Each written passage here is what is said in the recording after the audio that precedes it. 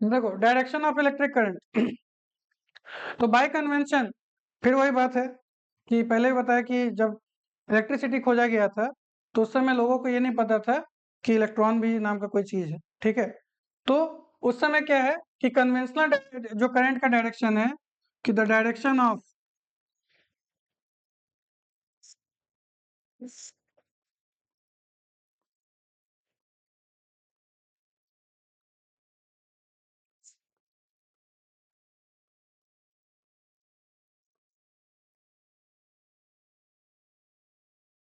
ठीक है, तो डायरेक्शन ऑफ कन्वेंशनल करंट, जैसे हम लोग बोलते हैं कि करंट का जो है दो डायरेक्शन है, लेकिन मेन डायरेक्शन जो होता है कन्वेंशनल होता है। ठीक है, कि जो मेन करंट जो है जिसको हम लोग आई से डिनोट करते हैं, उसमें करंट जो है पॉजिटिव टू नेगेटिव जाता है। ठीक है, तो हम बोलेंगे कि flow of positive charge is the direction of current. ठीक है, इसको हम लोग बोलते हैं कन्वेंशनल करंट। कन्वेंशनल करंट क्यों बोलते हैं? क्योंकि, ठीक है, बात क्लियर है। उसके बाद आता है दूसरा इलेक्ट्रॉनिक करंट। इलेक्ट्रॉनिक करंट का मतलब क्या है? Flow of electrons.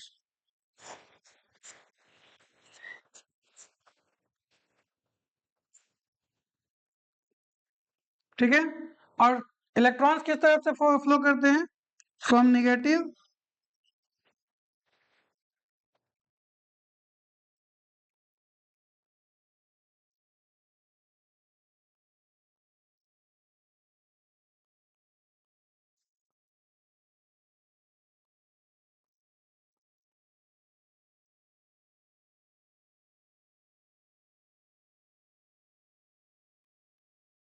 ठीक है, तो डायरेक्शन ऑफ इलेक्ट्रिक करंट जो होता है आपका फ्लो ऑफ पॉजिटिव चार्ज होता है, और इलेक्ट्रॉनिक करंट, ठीक है, जिसको हम लोग फ्लो ऑफ इलेक्ट्रॉन्स कहते हैं।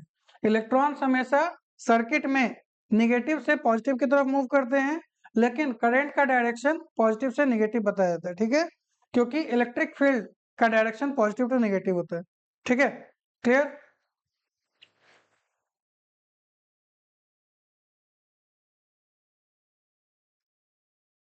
तो यहाँ पे हम लोग डायरेक्शन ऑफ इलेक्ट्रिक करंट समझ लिए हैं। अब आगे देखो, अब इस पे कुछ क्वेश्चन बेस्ड है। ठीक है, कि calculate the electric, calculate the electric current in a circuit if 300 coulomb of electric charge flows through it in 5 minutes at a uniform rate। मतलब कहा जा रहा है कि ये कोई इलेक्ट्रिकल कंडक्टर है जिसमें चार्ज जो है 300 कूलम्ब फ्लो कर रहा है।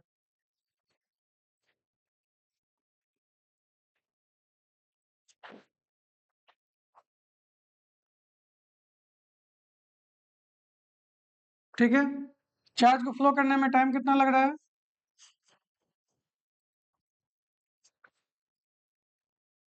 अब unit of time is second, तो इसको कन्वर्ट कर लेंगे पहले सेकेंड्स में।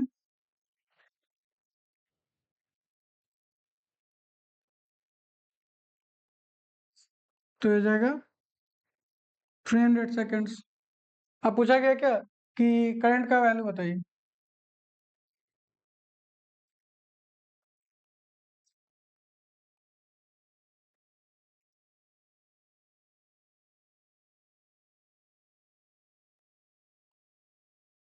तो कितना हो जाएगा? 300/300। ठीक है, तो एम्पियर में चार्ज को वैल्यू को निकालेंगे करंट को। Therefore current I is equal to 1 ampere. ठीक है, तो ये क्वेश्चन सिंपल था। उसके बाद नेक्स्ट क्वेश्चन ये एनसीईआरटी का है कि करंट का वैल्यू आपको दिया हुआ है कि 0.5 एम्पियर करंट, ठीक है, एक फिलामेंट ऑफ इलेक्ट्रिक बल्ब, ठीक है, किसी इलेक्ट्रिक बल्ब के फिलामेंट से 10 मिनट में, ठीक है, निकल रहा है। तो बताओ कि अमाउंट ऑफ इलेक्ट्रिक चार्ज वहां पे कितना होगा। तो यहाँ पे तुमको आई का वैल्यू दिया हुआ है टाइम दिया हुआ है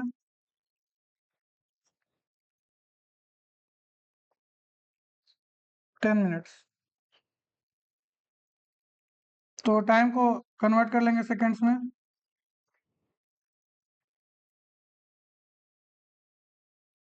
ठीक है, तो I is equal to Q upon T.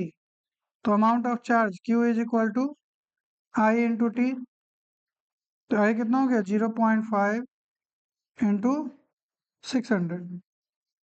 और चार्ज को किस में मेजर करते हैं, कूलम में। तो ये हो जाएगा कितना 300 कूलम। ठीक है, तो करंट का वैल्यू तुमको दिया हुआ है और टाइम दिया हुआ है, तो करंट और टाइम से हम लोग चार्ज को निकाल सकते हैं इसी फॉर्मूला को सिंप्लीफाई करके, कि Q का वैल्यू आई इंटू टी करके यहाँ वैल्यू आ गया। ठीक है, क्लियर है।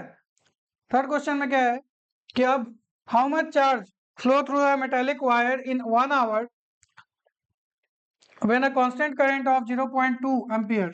यहाँ पे देखो टाइम दिया हुआ है, सेम क्वेश्चन है कि टाइम और करंट का वैल्यू दिया हुआ है।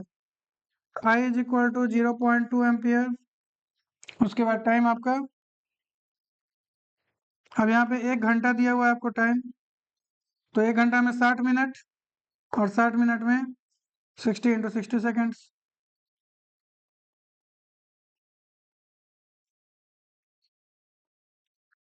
तो यहाँ पे Q is equal to I into T.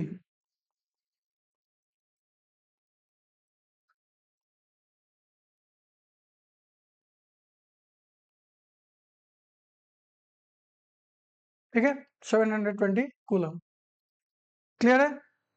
तो ऐसा बेसिक क्वेश्चन तुम लोग को मिलेगा, उसके बाद फिर आगे बढ़ोगे तो इस पे क्वेश्चन और भी करवाएंगे हम लोग। लेकिन हम नेक्स्ट टॉपिक पे चलते हैं।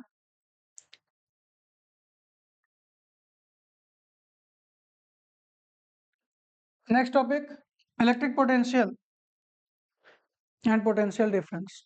ठीक है, तो इलेक्ट्रिक पोटेंशियल और पोटेंशियल डिफरेंस क्या होता है, इसको समझने के लिए पहले हमको समझना होगा सोर्स चार्ज।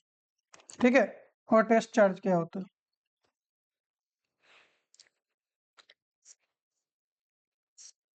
हम आपको शुरू में ही बताए थे कि इलेक्ट्रिक फील्ड के लिए चार्ज रिस्पॉन्सिबल है। मतलब अगर चार्ज कोई रेस्ट में है तो उसके पास इलेक्ट्रिक फील्ड होगा।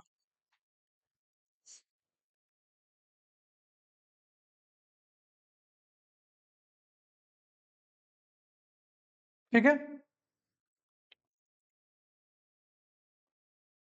इसको नाम हम देते हैं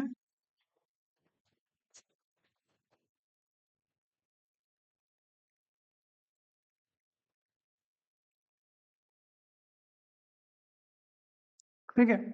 अब सोर्स चार्ज क्या है, तो सोर्स चार्ज को आप ऐसे समझो कि ये सोर्स ऑफ इलेक्ट्रिक फील्ड है। ठीक है, मतलब अगर इसके इलेक्ट्रिक फील्ड में कोई भी दूसरा चार्ज आएगा तो इसके कारण उसको एक फोर्स फील होगा। ठीक है, तो जिस चार्ज के कारण किसी दूसरे चार्ज को फोर्स फील होगा उस चार्ज को हम सोर्स चार्ज कहेंगे। ठीक है, इसके इलेक्ट्रिक फील्ड का इफेक्ट होगा। अब देखो एक होता है टेस्ट चार्ज। अब टेस्ट चार्ज जो है एक हाइपोथेटिकल चार्ज है, मतलब रियलिटी में एग्जिस्ट नहीं करता। ठीक है, इसको हम लोग सिर्फ स्टडी करने के लिए यूज करते हैं, क्योंकि चार्ज कितना भी छोटा हो उसका अपना एक इलेक्ट्रिक फील्ड होगा। ठीक है, तो जब चार्ज अगर छोटा भी होगा तो मान लो कि अगर ये चार्ज, सपोज करो एक छोटा सा एक चार्ज है,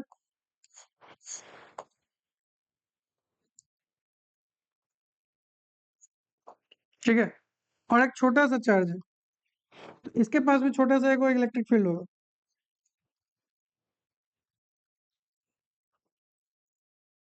ठीक है ना, तो अगर इसके इलेक्ट्रिक फील्ड को हम लोग स्टडी करेंगे तो जब ये यहाँ आएगा तो इसका इफेक्ट भी इस पे होगा। तो जो आप फील्ड ऐसा देख रहे हो ना, ये फील्ड चेंज हो जाएगा। फील्ड किस तरह से चेंज होगा,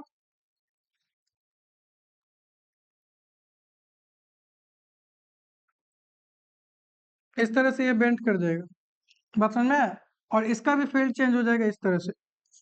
ये क्योंकि रिपल्शन जब शो करेगा तो ये दूर भागेगा। तो जो आपको अभी ऐसा दिख रहा है वो ऐसा दिखने लगेगा अगर इसको हम लोग टेस्ट चार्ज नहीं मानेंगे तो। ठीक है, तो टेस्ट चार्ज क्यों पढ़ा जाता है, ताकि हम इस इलेक्ट्रिक फील्ड का किसी भी पॉइंट पे मैग्नीट्यूड पता कर सके। ठीक है, क्योंकि इससे हमको पता चलेगा कि उस पॉइंट पे पोटेंशियल कितना होगा। बात समझ में आ रहा है? ठीक है ना? तो एक चार्ज जिसके इलेक्ट्रिक फील्ड में, ठीक है, किसी दूसरे चार्ज को लाने पे इसका फोर्स उसको फील होगा, तो इसको हम बोलेंगे सोर्स चार्ज। ठीक। दूसरा होता है टेस्ट चार्ज। तो टेस्ट चार्ज क्या है? Hypothetical charge. मान लो कि हम एक ऐसा चार्ज ले रहे हैं, ये है तुम्हारा टेस्ट चार्ज, ठीक है।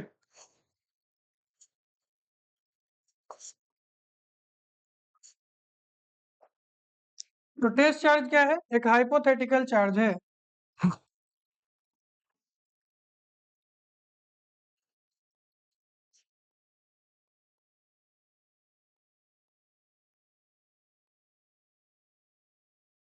मतलब ये रियलिटी में एग्जिस्ट नहीं करता है। तो पढ़ते क्यों है? तो पढ़ते इसलिए हैं क्योंकि इसके इलेक्ट्रिक फील्ड को हम निग्लिजिबल मानेंगे। ठीक है। हम इतना छोटा चार्ज ले रहे हैं जिसका इलेक्ट्रिक फील्ड निग्लिजिबल है, नहीं होगा, इसका इलेक्ट्रिक फील्ड मेंशन नहीं करना है। ठीक है। लेकिन इसको हम लेंगे पॉजिटिव टेस्ट चार्ज। ठीक है। बाय कन्वेंशन हम लोग जो टेस्ट चार्ज लेते हैं वो पॉजिटिव नेचर का होता है। ठीक है। तो पहले दो चीज समझ लो कि सोर्स चार्ज क्या हुआ।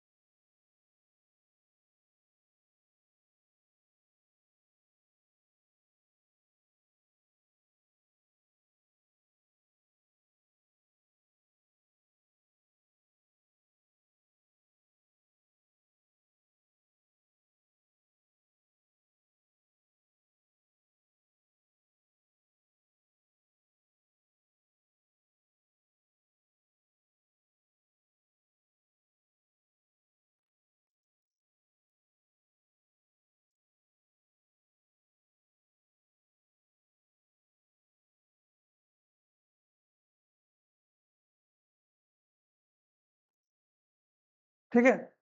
तो टेस्ट चार्ज क्या होता है? टेस्ट चार्ज एक स्मॉल पॉजिटिव चार्ज है। ठीक है। बहुत ही स्मॉल पॉजिटिव चार्ज होगा टेस्ट चार्ज। ठीक है। जो कि हम लोग किस लिए यूज करते हैं? इस सोर्स चार्ज के इलेक्ट्रिक फील्ड का किसी भी पॉइंट पे, मान लो हमको यहाँ पे पता करना है कि यहाँ पे इसका स्ट्रेंथ कितना है। ठीक है। तो इस स्ट्रेंथ को पता करने के लिए हम इसका इस्तेमाल करते हैं। ठीक है। और सोर्स चार्ज याद रखना कि सोर्स चार्ज के पास इलेक्ट्रिक फील्ड होगा, टेस्ट चार्ज के पास इलेक्ट्रिक फील्ड नहीं होगा। मतलब हम एक हाइपोथेटिकल चार्ज क्रिएट कर रहे हैं। ठीक है। जो कि हमको सिर्फ, अगर हम अभी बताया तुमको कि अगर इसका, अगर हम इलेक्ट्रिक फील्ड मेंशन करते हैं तो फिर इन दोनों का इलेक्ट्रिक फील्ड कुछ ऐसा दिखेगा। ठीक है। यहाँ पे इंटरसेक्ट नहीं करेगा।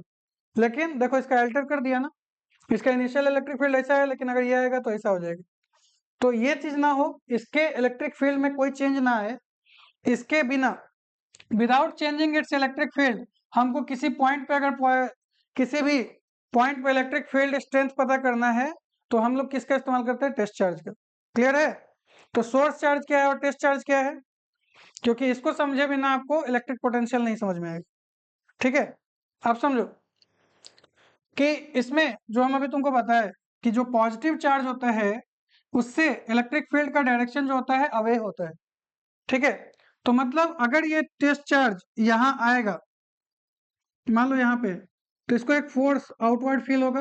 क्यों? क्योंकि इसका नेचर तो पॉजिटिव है, और पॉजिटिव चार्ज को हमेशा रिपल्शन फील होता है सेम चार्ज से।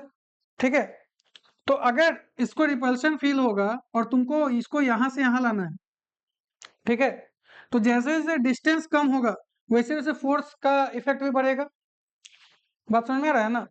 तो अगर तुम यहाँ से इसको यहाँ लाते हो तो तुमको इसके लिए कुछ वर्क करना पड़ेगा। ठीक है, और जब तुम वर्क करोगे तो वही वर्क स्टोर हो जाता है पोटेंशियल एनर्जी के फॉर्म में। ठीक है, इसको ऐसे समझो कि जैसे ग्रेविटी, इसको 2 मिनट के लिए अभी मत समझो, इधर ध्यान दो। जैसे मान लो कि कोई एक बॉक्स है, ठीक है, जो सरफेस पे रखा हुआ है। ठीक, अब सरफेस पे जो ग्रेविटी है उसको नीचे की ओर खींच रही है, तो direction of acceleration is downward. ठीक है, तो मतलब फोर्स इस डायरेक्शन में लग रहा है। क्लियर? अब मान लो तुम इसको उठा के यहां तक लेके जा रहे हो, तो यानी कि तुम इसको डिस्प्लेस किए हो। ठीक है, तो डिस्प्लेसमेंट कितना हुआ? इतना डी। ठीक है, अभी भी फोर्स इस पे डाउनवर्ड ही लग रहा है। ठीक है, बात समझ में आया? लेकिन यहाँ पे क्या है कि जब तुम यहाँ से यहाँ तक लेके जा रहे थे तो कंटिन्यूअसली इस पे ग्रेविटी फोर्स लगा रहा था। ठीक है, और direction of force is opposite to the direction of displacement. ठीक है, तो यानी यहाँ वर्क होगा निगेटिव, किसके थ्रू? ग्रेविटी के थ्रू। ठीक है, तो जब कोई फोर्स निगेटिव वर्क करता है तो वो निगेटिव वर्क ऑब्जेक्ट के अंदर पोटेंशियल एनर्जी के फॉर्म में स्टोर होता है। बात समझ में आया? कि अगर मान लो हम यहां से अब छोड़ेंगे तो यही पोटेंशियल जब ग्रेविटी जिस डायरेक्शन में फोर्स है उसी डायरेक्शन में डिस्प्लेसमेंट होगा तो ये काइनेटिक एनर्जी में कन्वर्ट हो जाएगा। बात समझ में आ रहा है? सेम कंडीशन को अब यहां समझने की कोशिश करो कि अगर एक पॉजिटिव टेस्ट चार्ज है, इसको इस सोर्स चार्ज के कारण एक फोर्स फील होगा जो कि अवे होगा। ठीक है, इस डायरेक्शन में इसको फोर्स फील होगा, और जैसे जैसे हम इसको क्लोज लाएंगे the magnitude of force increase करेगा। ठीक है, तो अगर हमको इसको इस तरफ लाना है तो हमको इस पे वर्क करना पड़ेगा। ठीक है, तो डायरेक्शन ऑफ फोर्स इस डायरेक्शन में, मान लो फोर्स का डायरेक्शन ये है और डिस्प्लेसमेंट का डायरेक्शन ये है।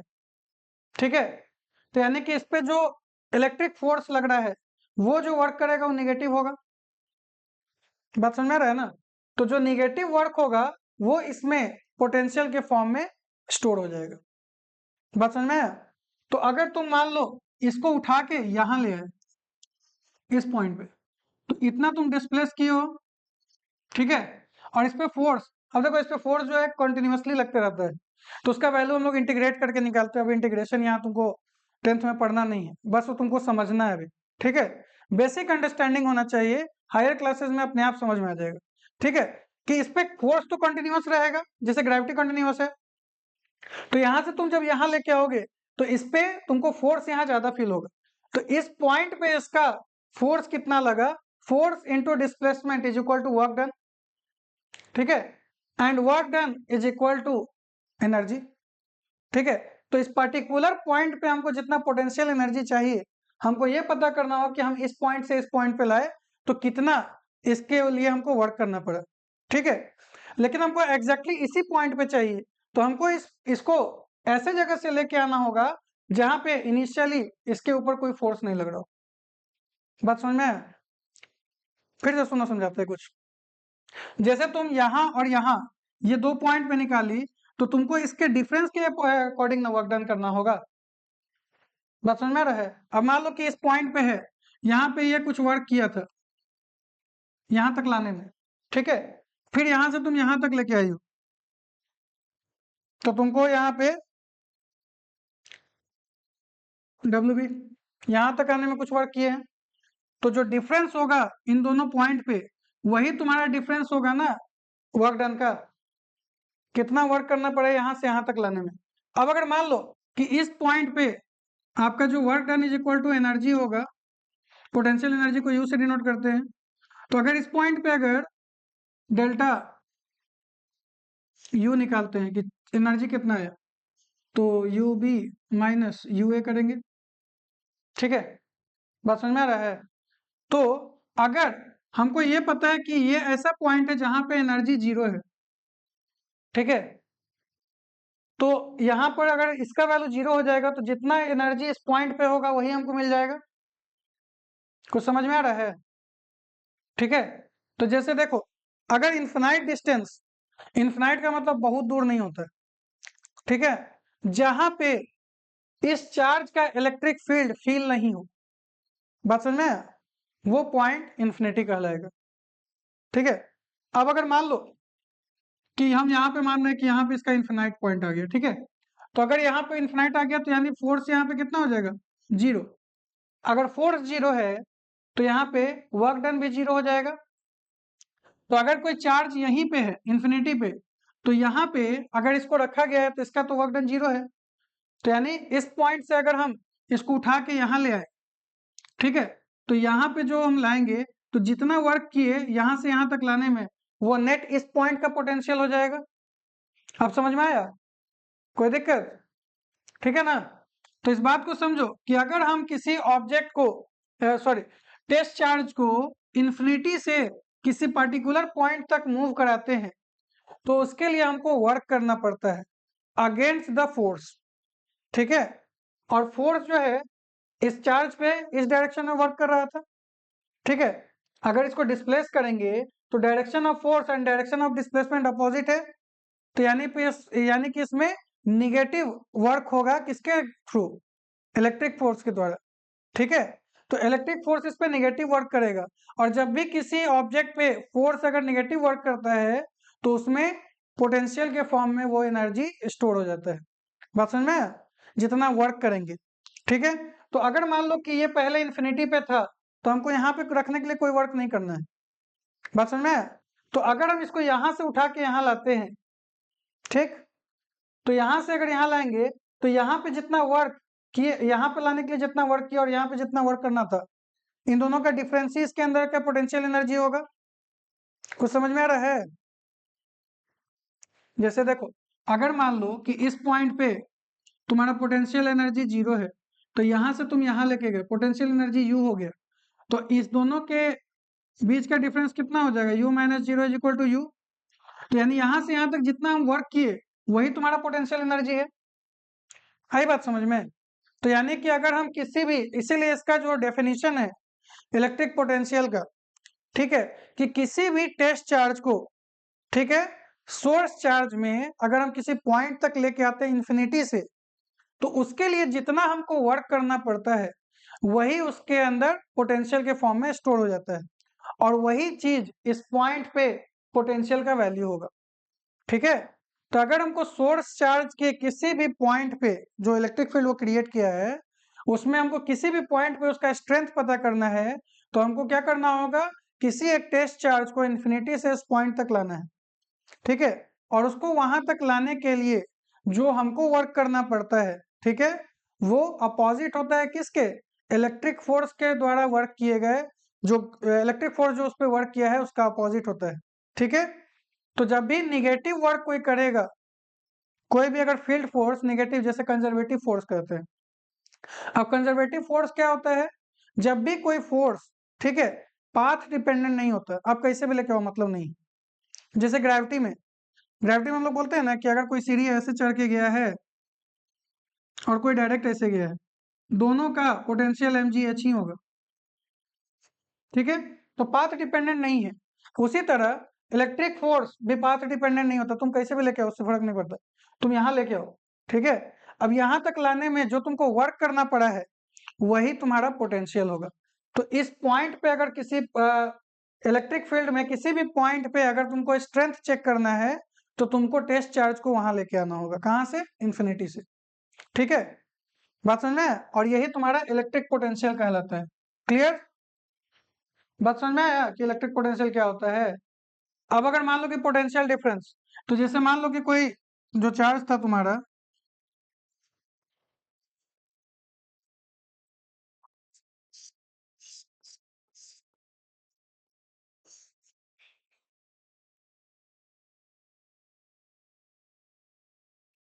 जैसे मान लो ये इन्फिनाइट पॉइंट है, तो इन्फिनिटी क्या होता है?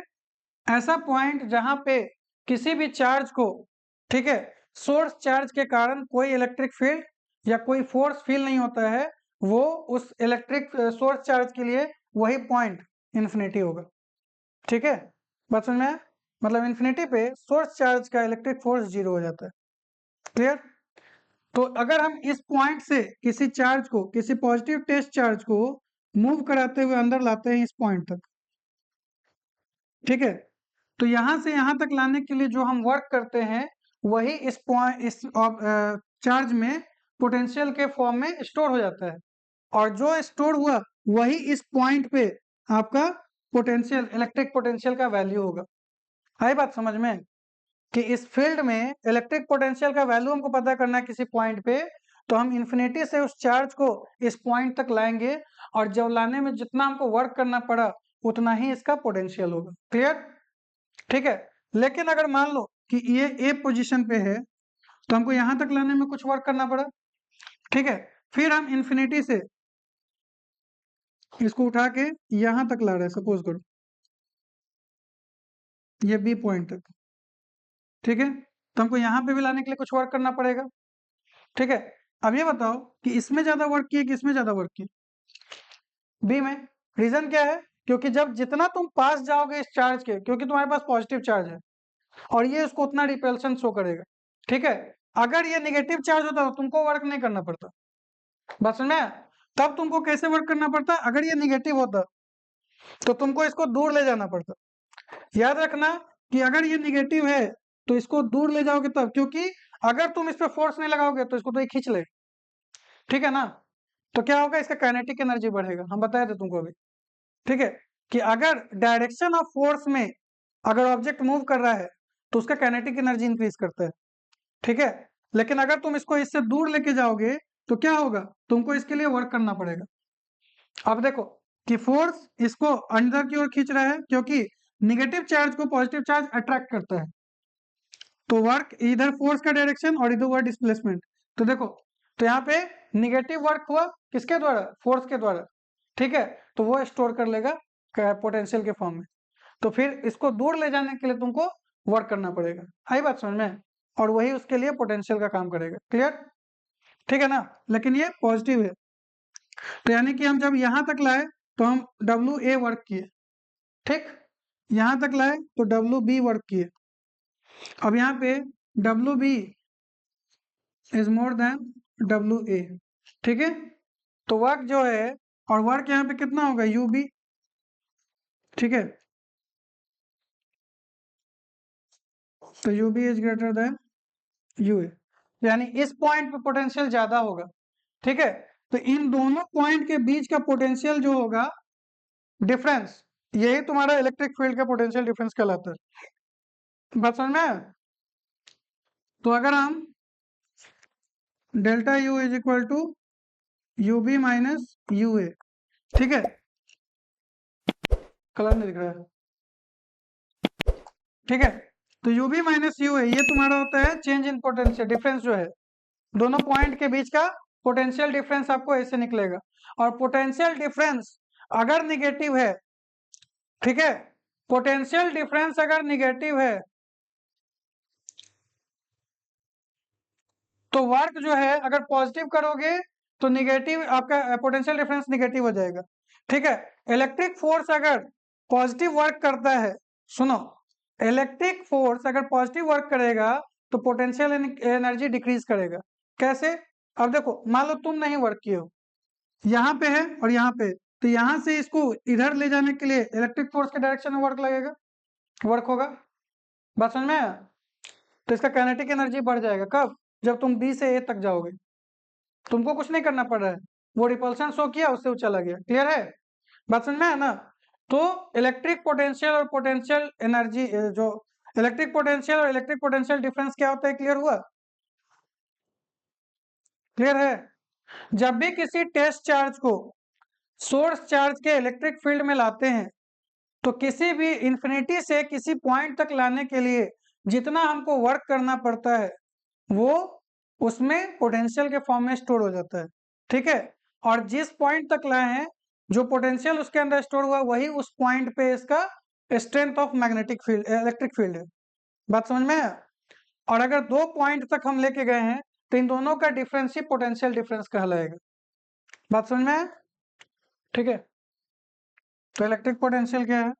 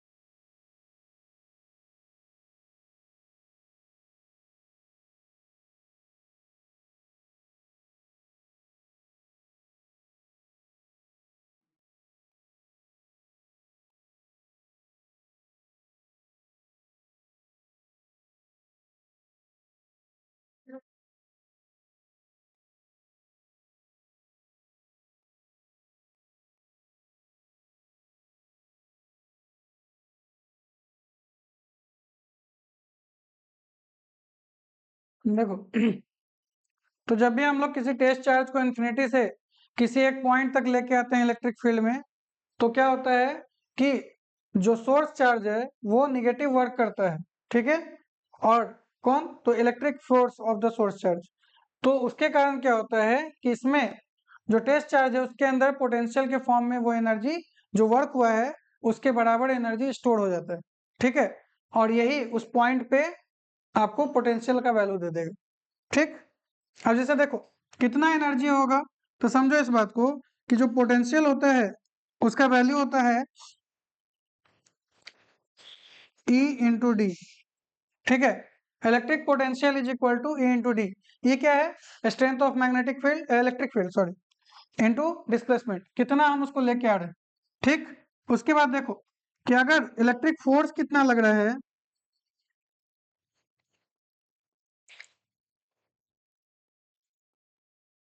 कोई भी सोर्स चार्ज कितना फोर्स लगाएगा, तो पहला कि चार्ज का वैल्यू कितना है, ठीक है, और इलेक्ट्रिक फील्ड कितना है, इन दोनों का प्रोडक्ट ही फोर्स बताता है तुमको, ठीक है। अब अगर मान लो कि इसको हम सिंप्लीफाई कर दें, ठीक, तो यहाँ पे हम v के जगह e को रिप्लेस कर दे अगर f upon Q into D से, तो ये वैल्यू क्या आ जाएगा? v is equal to F into D upon Q, और F into D force into displacement, work done. ठीक है,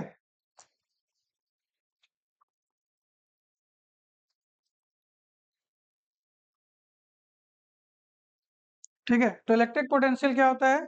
वर्क अपॉन चार्ज। बात समझ में आया? तो इलेक्ट्रिक पोटेंशियल का वैल्यू कैसे हुआ, ये चीज समझ में आ रहा है? ऐसे ये फॉर्मूला अभी आपको नहीं पढ़ना था, ठीक है। लेकिन यहाँ पे जो वर्क अपॉन चार्ज इसका वैल्यू आता है, कैसे आता है, ठीक है। तो किसी भी पॉइंट पे अगर आपको पोटेंशियल का वैल्यू पता करना है कि इलेक्ट्रिक पोटेंशियल इस पॉइंट पे कितना है, तो हम कैसे पता कर सकते हैं कि इन्फिनिटी से इस पॉइंट तक लाने के लिए कितना वर्क करना पड़ा और इस चार्ज का मैग्नीट्यूड क्या है, ठीक है। इससे हम लोग वैल्यू निकाल लेंगे। अब पोटेंशियल का वैल्यू वर्क अपॉन चार्ज है। वर्क को किस यूनिट में मेजर करते हैं हम लोग? जूल में, ठीक है, और चार्ज को कूलम में। तो यानी कि अगर हम यूनिट ऑफ चार्ज वोल्ट निकाल इलेक्ट्रिक पोटेंशियल निकालेंगे तो क्या होगा? जूल पर यूनिट चार्ज, ठीक है, यानी जूल अपॉन कूलम, ठीक है। तो जूल अपॉन कूलम तुम्हारा क्या हो जाएगा? एसआई यूनिट, ठीक है। और इसी को हम लोग क्या बोलते हैं? वोल्ट, ठीक है। अलेक्जेंड्रो वोल्टा के नाम पे, उनके ऑनर में इसका जो यूनिट है वो वोल्ट रखा गया है, ठीक है। बात समझ में आ रहा है?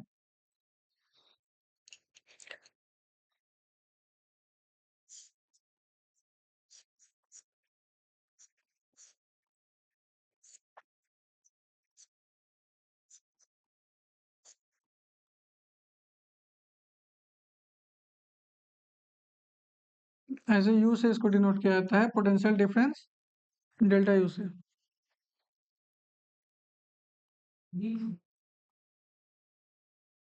यूनिट है वोल्ट। तो देखो, इसको हम क्या चीज में नापते हैं? जूल में,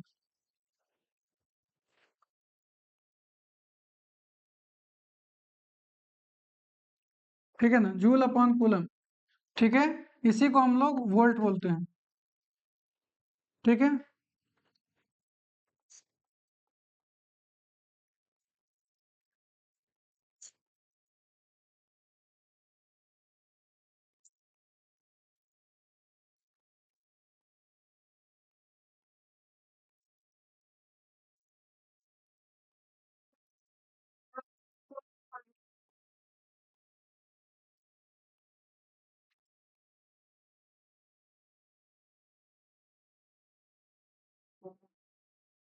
कुछ का पानी गिर रहा है?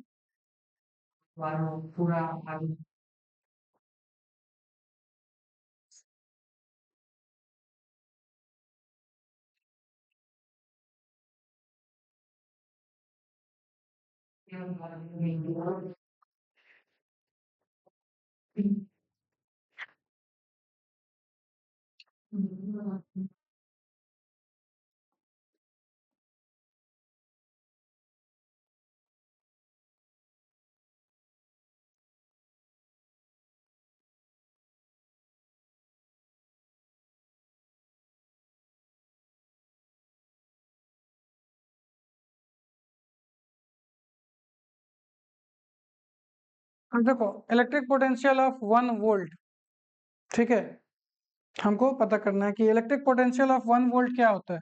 जैसे शॉर्ट डेफिनेशन में आता है, ठीक है, कि आपको सीबीएसई में पूछा जाता है कि डिफाइन कीजिए 1 वोल्ट पोटेंशियल इलेक्ट्रिक पोटेंशियल को, या 1 वोल्ट पोटेंशियल डिफरेंस को, ठीक है। तो किसको कहेंगे?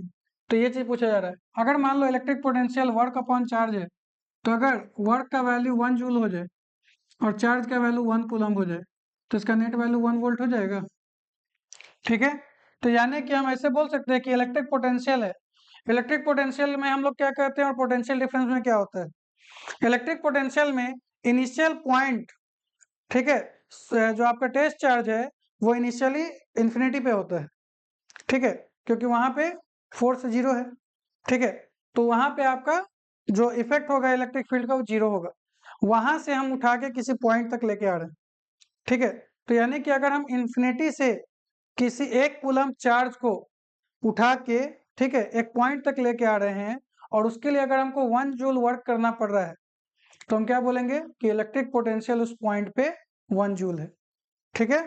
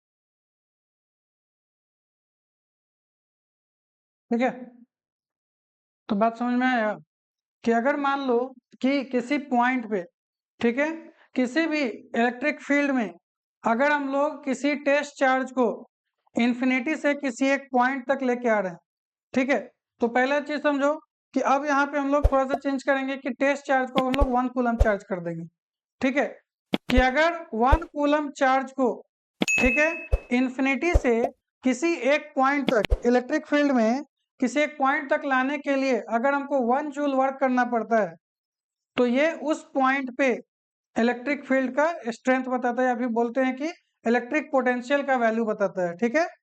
तो अगर इन्फिनिटी से किसी पॉइंट तक लाने के लिए 1 जूल वर्क करना पड़ रहा है एक कूलम चार्ज को लाने के लिए, तो हम क्या बोलेंगे कि electric potential at that point is 1 volt. ठीक, बात समझ में आया? हम्म,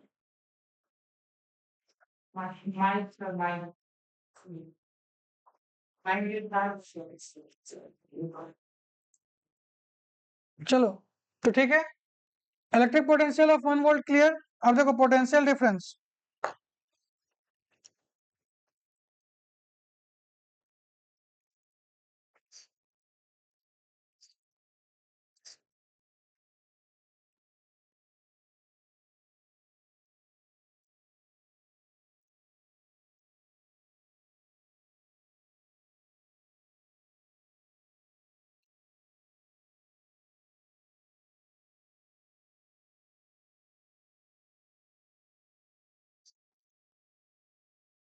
अब देखो 1 वोल्ट पोटेंशियल डिफरेंस कितना होगा, ठीक है, या फिर पहले पोटेंशियल डिफरेंस ही देख लो। पोटेंशियल डिफरेंस क्या होगा कि अगर मान लो कि किसी एक्सटर्नल इलेक्ट्रिक फील्ड में, ठीक है, हम किसी चार्ज को मूव करा रहे हैं, तो हम पॉइंट ए से पॉइंट बी तक लेके जा रहे हैं और वहां पे पॉइंट ए इन्फिनिटी नहीं है, ठीक है, तो यानी कि वहां तक लाने के लिए, इन्फिनिटी से वहां तक लाने के लिए हमको कुछ वर्क करना पड़ा होगा, ठीक है। अब फिर हम ए से उसको बी तक लेके जा रहे हैं, तो उसके लिए भी हमको वर्क करना पड़ेगा, ठीक है। मान लो कि हम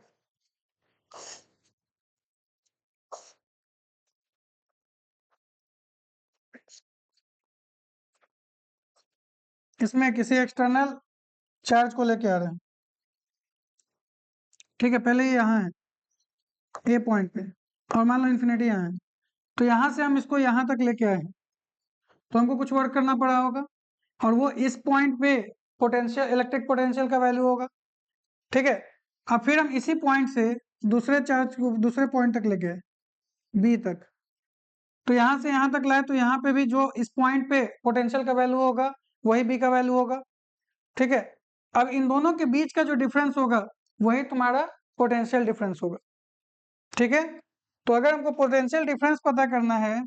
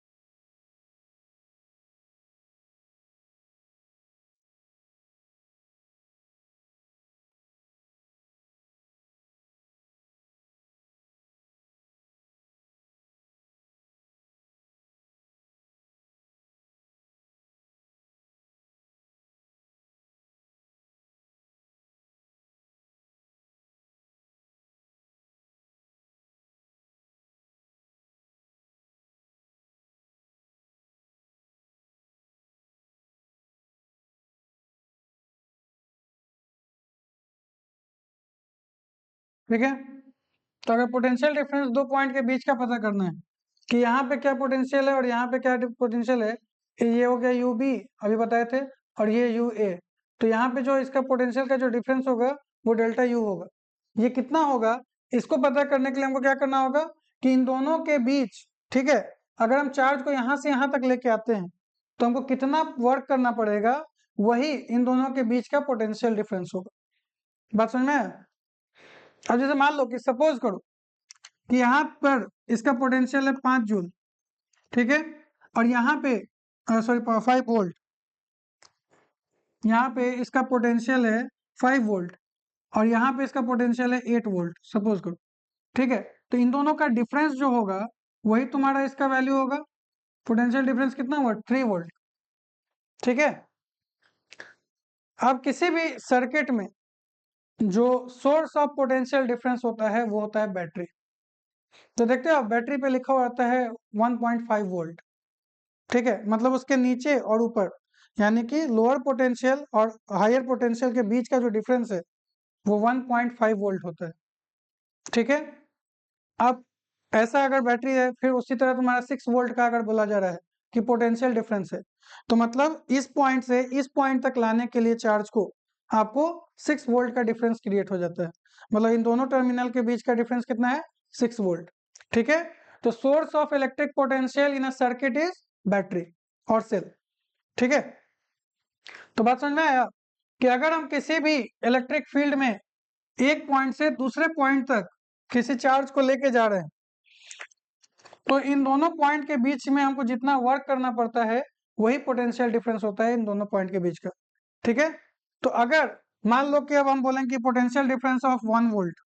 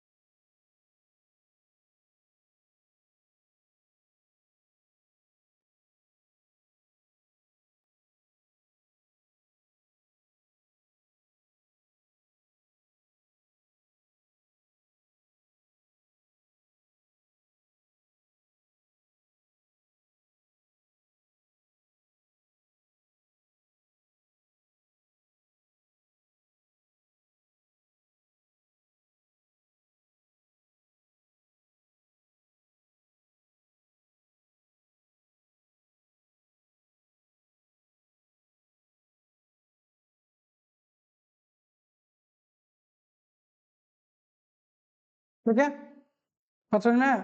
तो इलेक्ट्रिक पोटेंशियल और पोटेंशियल डिफरेंस में क्या अंतर होता है ये समझ में आया? तो देखो, हम बताए थे आपको कि चार्ज फ्लो करने के लिए आपको ड्रिफ्ट वेलोसिटी चाहिए, लेकिन ड्रिफ्ट वेलोसिटी आएगा कैसे? तो एक्सटर्नल इलेक्ट्रिक फील्ड अप्लाई करने के कारण, ठीक है। और ये एक्सटर्नल इलेक्ट्रिक फील्ड आता कहाँ से है? तो पोटेंशियल डिफरेंस क्रिएट करने पे, ठीक है। और पोटेंशियल डिफरेंस का सोर्स क्या है? बैटरी या सेल, ठीक है। जब हम लोग डीसी करंट, अभी हम लोग डीसी करंट पढ़ रहे हैं, हमारे घर में जो आता है वो अल्टरनेटिंग करंट है। अल्टरनेटिंग करंट से रिलेटेड है ना, ठीक है। लेकिन लास्ट में इसको थोड़ा सा डिस्कस हम लोग करेंगे। तो अल्टरनेटिंग करंट में क्या होता है कि जो पोटेंशियल डिफरेंस क्रिएट किया जाता है, जो हमारे घर में जो थर्मल एनर्जी आता है, ठीक है, उसको हम लोग यूटिलाइज करते हैं, ठीक। लेकिन अगर हम लोग एक सर्किट में बात करें, जहाँ पे हम लोग एक छोटा सा डायग्राम बना रहे हैं जिसको स्कीमेटिक डायग्राम कहते हैं, कि जिसमें हम लोग हर चीज को डिनोट करते हैं, ठीक है। आगे पढ़ना है डायग्राम के बारे में। तो उसमें हम लोग क्या करते हैं कि जो सोर्स होता है कि कैसे आखिर करंट फ्लो कैसे करेगा, तो फ्लो कराने के लिए कोई चीज तो होना चाहिए जो डिफरेंस क्रिएट कर सके। क्योंकि अगर मान लो कि दो बाल्टी है, दोनों को कनेक्ट किया गया, दोनों में सेम अमाउंट ऑफ वाटर है, तो क्या पानी इधर से उधर जाएगा? नहीं, ठीक है।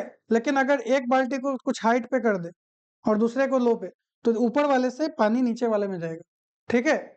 और जिसके कारण क्या हुआ, इसका रीजन क्या है? Difference of potential, high potential और लो पोटेंशियल। तो जब हम लोग डिफरेंस क्रिएट करते हैं तभी चार्ज फ्लो करता है। तो अगर जैसे वायर में क्या होता है कि जब तक वायर को कनेक्ट नहीं किया जाता बैटरी से या किसी पोटेंशियल सोर्स से, ठीक है, तब तक इलेक्ट्रॉन रैंडमली मूव करते रहते हैं, ठीक। लेकिन जब उसको एक्सटर्नल इलेक्ट्रिक फील्ड में ज्वाइन किया जाता है तो क्या होता है, उसको एक डायरेक्शन मिलता है जिसके बाद उसमें फ्लो शुरू हो जाता है, और करंट फ्लो शुरू करने के लिए आपको पोटेंशियल एनर्जी चाहिए, ठीक है। और वही सोर्स क्या है, बैटरी। तो बैटरी के अंदर स्टोर्ड होता है केमिकल एनर्जी, ठीक है, जिसको वो कन्वर्ट करता है इलेक्ट्रिकल फॉर्म में, ठीक है। तो बैटरी के अंदर केमिकल एनर्जी होता है जिसको वो कन्वर्ट करता है इलेक्ट्रिकल फॉर्म में, ठीक है। बात समझ में आया? तो पोटेंशियल डिफरेंस क्या होता है, इलेक्ट्रिक पोटेंशियल क्या होता है, ये सब क्लियर। और पोटेंशियल डिफरेंस को भी हम लोग वोल्ट में ही नापते हैं, ठीक है। तो यहाँ पे क्या है, अमाउंट ऑफ वर्क डन, ठीक है। तो amount of work done in moving 1 coulomb charge from one point two another point in an external electric field, ठीक है, is called 1 volt potential difference. बात समझ में है? और अगर इन्फिनिटी से किसी पॉइंट तक ला रहे हैं 1 कूलम चार्ज को, ठीक है, इन्फिनिटी से वो एक पॉइंट तक लाने के लिए जो वर्क करना पड़ता है उसी को हम लोग बोलते हैं 1 वोल्ट का इलेक्ट्रिक पोटेंशियल उस पॉइंट पे। क्लियर? तो ये टॉपिक क्लियर है, आगे अब आगे बताएंगे, ठीक है। चलो अब आगे देखते हैं। अब आगे द डिवाइस। अब इलेक्ट्रिक एनर्जी, ठीक है, मतलब पोटेंशियल एनर्जी कितना है इसको कैसे नापेंगे, ठीक है। तो जो डिवाइस होता है, मेजरिंग डिवाइस, गैल्वेनोमीटर होता है। सबसे पहले समझो, गैल्वेनोमीटर क्या है, जो डिटेक्ट करता है इलेक्ट्रिसिटी को, ठीक है, मेजर नहीं कर सकता। गैल्वेनोमीटर सिर्फ डिटेक्शन के लिए होता है कि करंट फ्लो कर रहा है कि नहीं कर रहा है, ठीक है। और ammeter and volt meter are two types of galvanometer, ठीक है। तो गैल्वेनोमीटर क्या है, एक इंस्ट्रूमेंट है जो कि किसी भी सर्किट में करंट फ्लो कर रहा है कि नहीं इसको बताता है, ठीक है। अब उसी में स्पेशल टाइप ऑफ गैल्वेनोमीटर में आता है पहला एमीटर। एमीटर का काम क्या है कि वो इलेक्ट्रिक करंट को नापता है, ठीक है। किसी भी सर्किट में इलेक्ट्रिक करंट कितना है इसको हम लोग कैसे पता करेंगे, एमीटर की मदद से, ठीक है। और अगर दो पॉइंट के बीच पोटेंशियल डिफरेंस मेजर करना है तो हम लोग किसके हेल्प से मदद पता कर लेंगे, वोल्ट मीटर से, ठीक है। तो एमीटर क्या होता है, वोल्ट मीटर क्या होता है, और प्रॉपर्टीज क्या क्या है।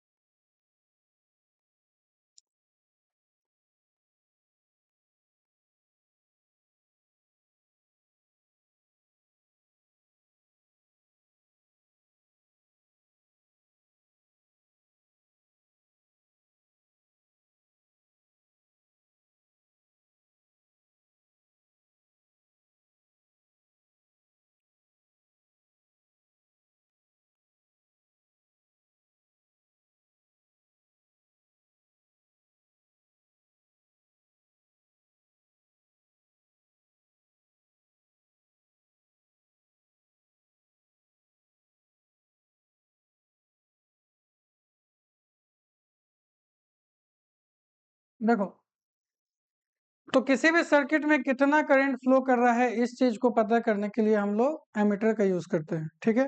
अब इसे देखो, एक स्कीमेटिक डायग्राम, मतलब कि एक डायग्राम जिसमें हम लोग सब कुछ शो करते हैं। जैसे मान लो कि पोटेंशियल एनर्जी के लिए source of potential energy battery लगा देते हैं।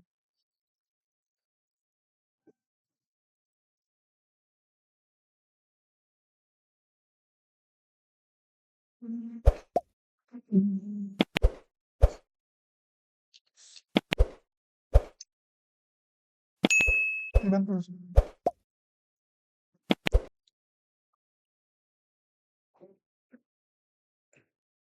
देखो,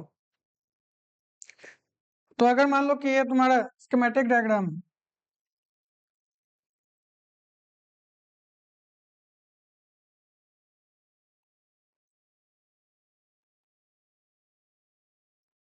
स्कीमेटिक डायग्राम क्या होता है, जैसे हम पूरा डायग्राम में रहेंगे नहीं, उसमें क्या होता है कि हम लोग सिंबल्स यूज करते हैं, ठीक है। सिंबल्स यूज करने के लिए जैसे बैटरी है तो हम बैटरी थोड़ी बनाएंगे, अब उसका सिंबल यूज किए, ठीक है। ये तुम्हारा बैटरी होगी। अब बैटरी क्या है? सोर्स ऑफ पोटेंशियल एनर्जी, ठीक। अब देखो, इसका जो निगेटिव टर्मिनल है और एक पॉजिटिव टर्मिनल है। अब अगर हम इसको कनेक्ट करते हैं, यहाँ पे की है, ऐसे इसके बारे में पूरा बताएंगे हम नेक्स्ट क्लास में। इसको जब कनेक्ट करेंगे तो इससे मतलब क्या है, ये स्विच किया गया है, ठीक है ना। ओपन की एंड क्लोज्ड की, तो क्लोज्ड की अगर होगा तो सर्किट कंप्लीट हो जाएगा, ओपन की होगा तो यहाँ पे गैप, इसको ब्लैंक कर देंगे हम लोग, ठीक है। ओपन की में मतलब सर्किट ओपन है, ओपन सर्किट में कभी भी करंट फ्लो नहीं करता, ठीक है। उसके लिए क्लोज्ड होना चाहिए सर्किट। तो यहाँ पे अब क्या हुआ कि ये क्लोज्ड सर्किट है।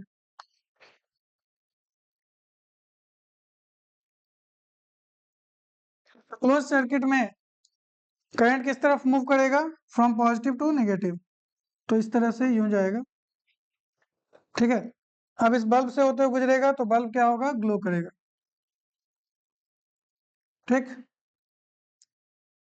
अब समझो, ये बल्ब से होते हुए पास करेगा, यहाँ आएगा और फिर यहाँ से कंटिन्यूअस हो जाएगा, ठीक है। तो यहाँ पे देखो, अब इसमें ये है तुम्हारा डायग्राम जिसमें करंट फ्लो कर रहा है। अब कितना करंट फ्लो कर रहा है ये कैसे पता करेंगे?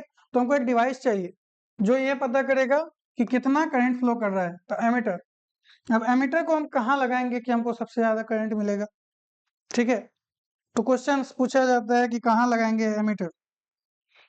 तो मान लो कि अगर हम यहाँ लगाएंगे, यहाँ लगाएंगे, यहाँ लगाएंगे, कि बैटरी के पास लगाएंगे, ठीक है।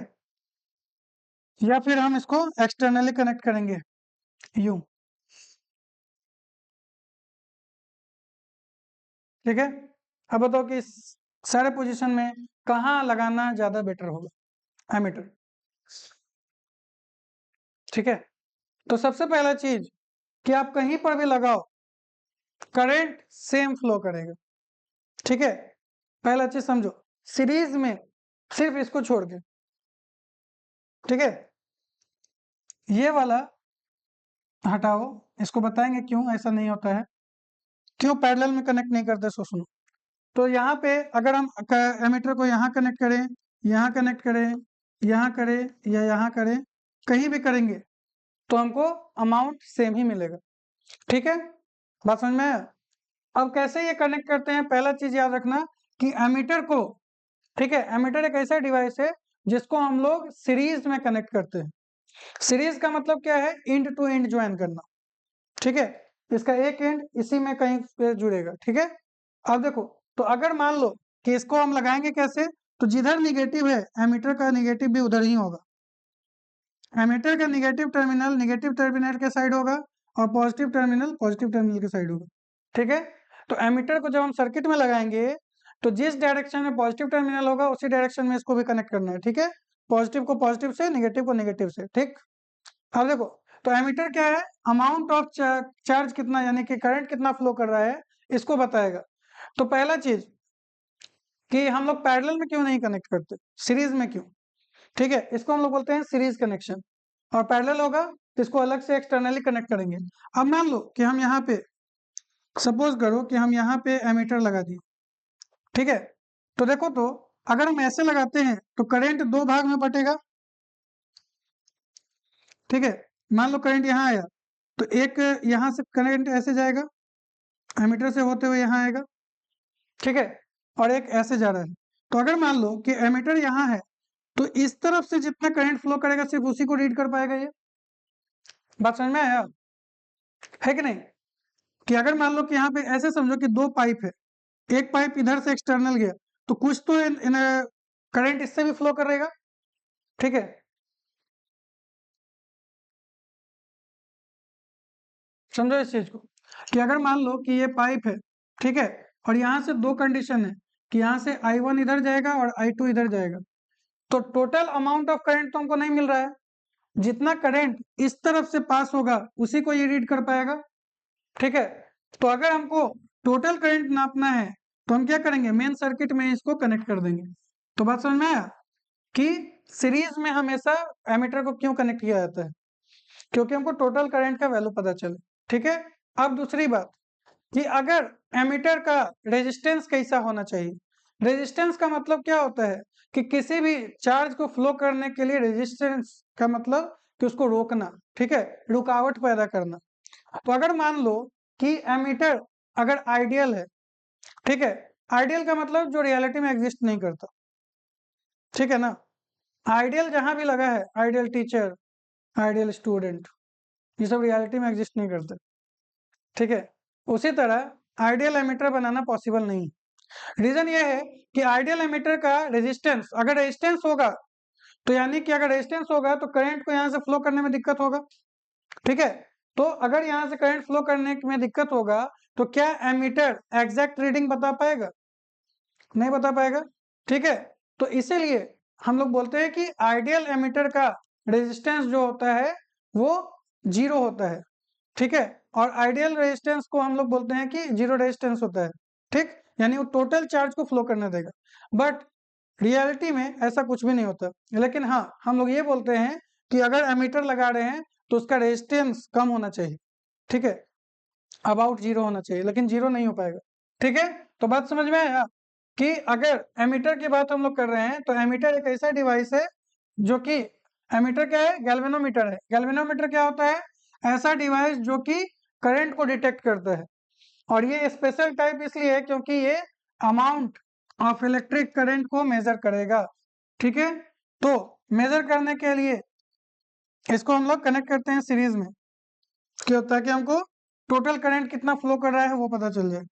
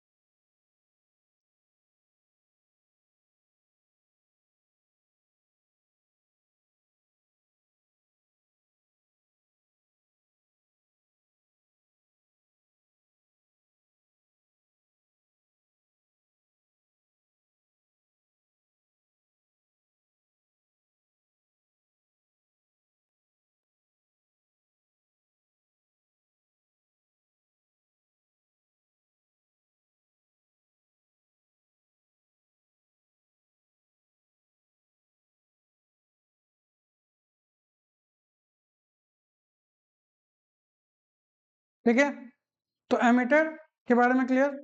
तो एमीटर एक ऐसा डिवाइस है जो कि आपका इलेक्ट्रिक करंट को मेजर करता है। एमीटर को जब भी हम लोग कनेक्ट करते हैं तो सीरीज में कनेक्ट करते हैं, और कनेक्ट करते समय यह ध्यान रखना है कि positive terminal of ammeter is connected to the positive terminal of the battery and negative is connected to the negative terminal of the battery. और इसको कहीं भी लगा सकते हैं, ठीक है, सब जगह पे करंट का रीडिंग सेम ही रहेगा, ठीक है। बात समझ में आ रहा है ना, कि क्योंकि जो करंट यहाँ फ्लो कर रहा है वही करंट यहाँ भी फ्लो कर रहा है, ठीक है। इस बात को समझो। अब यहाँ पे जो यूटिलाइजेशन हो रहा है वो एनर्जी का हो रहा है, करंट का नहीं, ठीक है।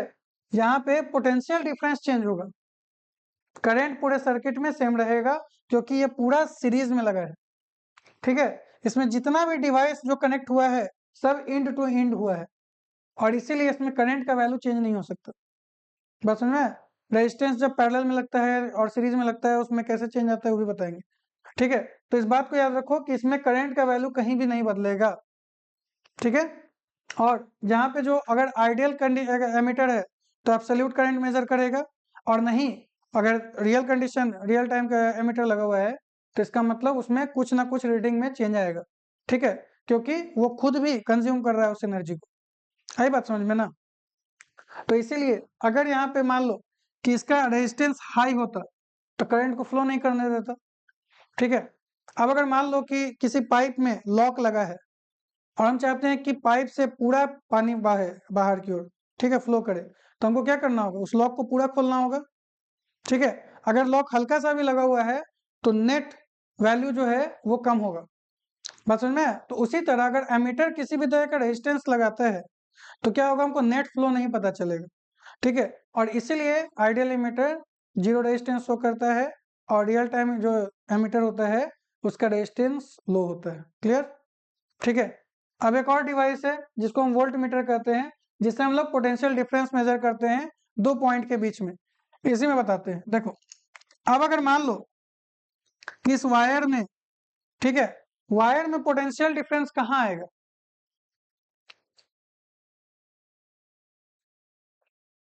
देखो अगर ये वायर हर तरफ से सेम है, ठीक है, कहीं भी उसमें कोई कटिंग नहीं है, कहीं पे भी किसी भी तरह का वायर के लेंथ में या उसके रेडियस में अगर चेंज नहीं है, तो हर जगह पे करंट सेम रहेगा और पोटेंशियल डिफरेंस भी। वायर क्या करता है, वायर में कितना चेंज आएगा? जब भी हम लोग कोई एप्लियंस लगाते हैं तो एप्लियंस जो है वो यूज करता है इलेक्ट्रिकल एनर्जी को। ठीक है, अब जैसे मान लो बल्ब लगा दिए, ठीक है, एलईडी नहीं बल्ब, तो बल्ब क्या करेगा, बल्ब में जब करंट फ्लो करेगा जैसे यहाँ पे, तो बल्ब में क्या होगा कि करंट जब यहाँ जाएगा तो यहाँ पे क्या होगा कि यहाँ पे टंगस्टन होता है फिलामेंट, तो फिर क्या होगा, हीट करेगा। तो हीट करने के लिए उसको एनर्जी चाहिए। ठीक है, तो हीट जब होगा तो वो गर्म होगा और उसके बाद वो ग्लो करना शुरू करेगा। बात समझ में आया? तो यानी कि जो एनर्जी यहाँ तक आ रहा था उसका कुछ अमाउंट ये वर्क में कन्वर्ट किया। कैसा? इलेक्ट्रिकल वर्क से पहले हीट में एनर्जी में कन्वर्ट हुआ और उसके लाइट एनर्जी में कन्वर्ट हुआ। तो जो एनर्जी यहाँ था उसका कुछ अमाउंट तो ये बाहर निकल गया। ठीक है, अब इसके बाद जो जाएगा वो घट के ही जाएगा। ठीक है, तो आखिर ये कितना यूटिलाइजेशन किया, इसी को मेजर करने के लिए हम लोग वोल्ट मीटर लगा देंगे। ठीक है, तो वोल्ट मीटर वायर में नहीं लगता है, किसी भी सर्किट में, किसी भी आपके डिवाइस पे, ठीक है, या जो भी आप फैन लगाए हो या फिर बल्ब लगाए हो, कोई भी आपका एप्लियंस जो लगा है उसी के दोनों एंड पे कितना पोटेंशियल का डिफरेंस क्रिएट हुआ, वायर में नहीं होगा। ठीक है, अगर आप वायर के अक्रॉस लगाओगे तो पोटेंशियल डिफरेंस जीरो होगा। बात समझ में आया? क्योंकि यूज कहाँ हो रहा है? सीधी बात है कि अगर मान लो कि हम बल्ब लगाए हुए हैं, फैन लगाए हुए हैं, तो फैन क्या करेगा, फैन उसका कुछ अमाउंट को विंड एनर्जी में कन्वर्ट कर देगा। ठीक है, मैकेनिकल एनर्जी में कन्वर्ट हुआ, पंखा घूमेगा ना, तो घूमेगा तो एनर्जी यूज कर रहा है। कौन सा एनर्जी? Electrical energy. तो क्या होगा कि अगर उसी तरह बल्ब अगर लगा हुआ है तो बल्ब इस एनर्जी का यूज किया पहले इसको हीट करने में, और उसके बाद लाइट के फॉर्म में वो इमिट किया एनर्जी को। ठीक है, तो यानी इस पॉइंट से इस पॉइंट में एनर्जी का एक डिफरेंस क्रिएट हुआ, और इसी को हम लोग वोल्ट मीटर से मेजर करते हैं कि इस पॉइंट पे कितना है और इस पॉइंट पे कितना है। अब देखो वोल्ट मीटर जो होता है उसमें भी यही कंडीशन है कि जिस तरह से पॉजिटिव टर्मिनल है तो यहाँ भी पॉजिटिव टर्मिनल कनेक्ट होगा और यहाँ निगेटिव, नेगेटिव से नेगेटिव, पॉजिटिव से पॉजिटिव। ठीक, अब सुनो, पोटेंशियल डिफरेंस मेजर करने के लिए वोल्ट मीटर यूज करते हैं। वोल्ट मीटर हाई रेजिस्टेंस का होता है। ठीक है, कि resistivity of volt meter is very high. ठीक है, आइडियल का इन्फिनिटी होता है, मतलब उसके थ्रू करंट पास ही नहीं करेगा। ठीक है, अब इसे मान लो यहाँ पे अगर क्वेश्चन ये होता है कि वोल्ट मीटर को हाई रेजिस्टेंस क्यों रखा जाता है और इसको लो रेजिस्टेंस क्यों रखा जाता है। अब मान लो यहाँ से अगर इसके थ्रू करंट पास करता, ठीक है, तो कुछ करंट तो इधर से रीड कर निकल जाता। ठीक है ना, तो इस ये भी तो वर्क करने के लिए एनर्जी चाहिए इसको। वोल्ट मीटर जो रीडिंग देगा उसको भी तो एनर्जी चाहिए। तो अगर इसका रेजिस्टेंस लो होता तो करंट का कुछ अमाउंट इधर से भी जाता और कुछ इधर से, तो नेट पोटेंशियल डिफरेंस इसका नहीं पता चलता हमको, कुछ इसका ही पता चलता है। ठीक है, बात समझ में आ रहा है कि एनर्जी कितना यूटिलाइजेशन इसका हुआ, नेट वैल्यू हमको नहीं पता चलता। अब अगर मान लो कि इसका रेजिस्टेंस हाई है तो करंट इधर से नहीं जाके सब करंट इधर से फ्लो करेगा। ठीक है, तो जब यहाँ से फ्लो किया और ये कितना कंज्यूम किया और यहाँ पे कितना आया, तो मान लो इस पॉइंट पे पोटेंशियल V1 VA था। ठीक है, और इस पॉइंट पे after the glow of bulb, ठीक है, यहाँ पे क्या होगा, इस पॉइंट पे VB होगा। ठीक है, तो इस यहाँ से VB हमेशा कम होगा, तो VB is less than VA। तो इन दोनों पॉइंट के बीच जो पोटेंशियल का डिफरेंस आया वो कितना हो जाएगा, VA माइनस VB। ठीक है, तो वही तुमको इस पोटेंशियल वोल्ट मीटर पे रीड होगा। कि इन दोनों के बीच में कितना पोटेंशियल का गैप है। बात समझ में आया? ठीक है ना? तो इस बात को हमेशा याद रखो कि इस दोनों पॉइंट के बीच में, तो जब भी हम कोई भी डिवाइस कनेक्ट करते हैं तो उस डिवाइस के ही अलोंग हम लोग दोनों एंड पे लगाते हैं वोल्ट मीटर को, और वोल्ट मीटर हमेशा पैरेलल में लगाया जाता है। अगर मान लो कि जैसे इसको लगाया सीरीज में, उसी तरह अगर हम वोल्ट मीटर यहाँ लगा देते तो क्या होता? वोल्ट मीटर का रेजिस्टेंस हाई होता है, तो ये करंट को आगे जाने ही नहीं देता, और अगर करंट आगे नहीं जाता तो बल्ब ग्लो करता ही नहीं। बात समझ में आया? ये ओपन सर्किट हो जाएगा। क्लियर है? तो इसीलिए वोल्ट मीटर को कभी भी हम लोग सीरीज में नहीं लगाते, और एमीटर को कभी हम लोग पैरेलल में नहीं लगाते। ठीक है? वोल्ट मीटर का काम क्या है? पोटेंशियल डिफरेंस मेजर करना किसी भी डिवाइस के दोनों एंड पे। ठीक है? वायर में क्यों नहीं लगाते? क्योंकि वायर में पोटेंशियल डिफरेंस नहीं आ जाएगा। ठीक है? रेजिस्टेंस अगर कांस्टेंट मान के चल रहे हैं तो दोनों तरफ तो सेम ही रहेगा। यूटिलाइजेशन होगा तब ना। एनर्जी कम कब होगा? जब एनर्जी यूज होगा। तो एनर्जी यूज कौन करता है? वायर थोड़ी ना करेगा। ऐसे देखो, आइडियल केस में वायर नहीं करेगा, लेकिन रियल केस में वायर भी कुछ एनर्जी खा जाता है। ठीक है? तो हम लोग अभी जो पढ़ रहे हैं उसमें हम लोग मेनली एप्लियंसेस के बारे में पढ़ रहे हैं। तो अगर कोई भी डिवाइस हम कनेक्ट कर रहे हैं तो डिवाइस किस लिए लगाए हैं? बल्ब किस लिए लगाए हैं? टीवी किस लिए लगाए हैं? यूज करने के लिए। ठीक है? टीवी पे प्रोग्राम देख रहे हैं, बल्ब लाइट दे रहा है आपको। ठीक है? तो इसका ये क्या कर रहा है? उस एनर्जी को यूज कर रहा है। तो एनर्जी का कितना चेंज आ रहा है इसके यूज के कारण, that is it's potential difference. ठीक है? तो दो पॉइंट, किसी भी डिवाइस के दो टर्मिनल के बीच का जो डिफरेंस होता है उसी को मेजर करने के लिए हम लोग वोल्ट मीटर लगाते हैं। ठीक है?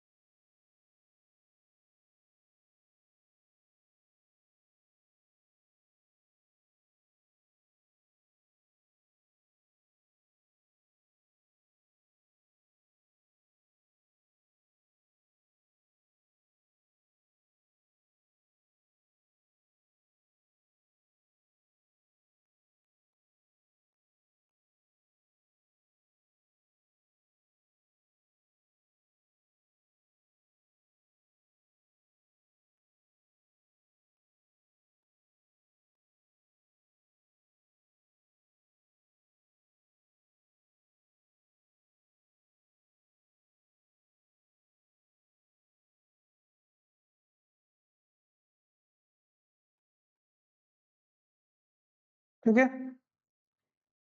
तो वोल्ट मीटर का फंक्शन समझ लिए।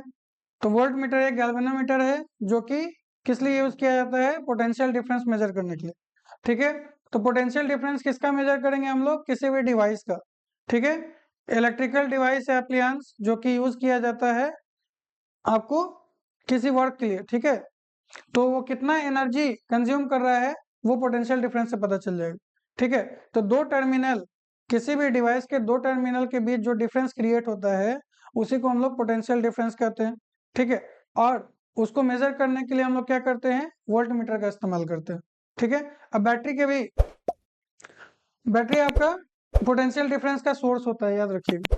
तो यहाँ पे देखो कि वोल्ट मीटर को कैसे कनेक्ट करते हैं, हमेशा पैरेलल में, और इसका रेजिस्टेंस हाई होना चाहिए। आइडियल वोल्ट मीटर का रेजिस्टेंस इन्फिनिटी होता है। ठीक है। आइडियल में कुछ भी नहीं होता, आइडियल रियल केस नहीं है। ठीक है। ये हाइपोथेटिकल कंडीशन है। बात समझ में आया, क्लियर है यहाँ तक? चलो आज के लिए इतना है।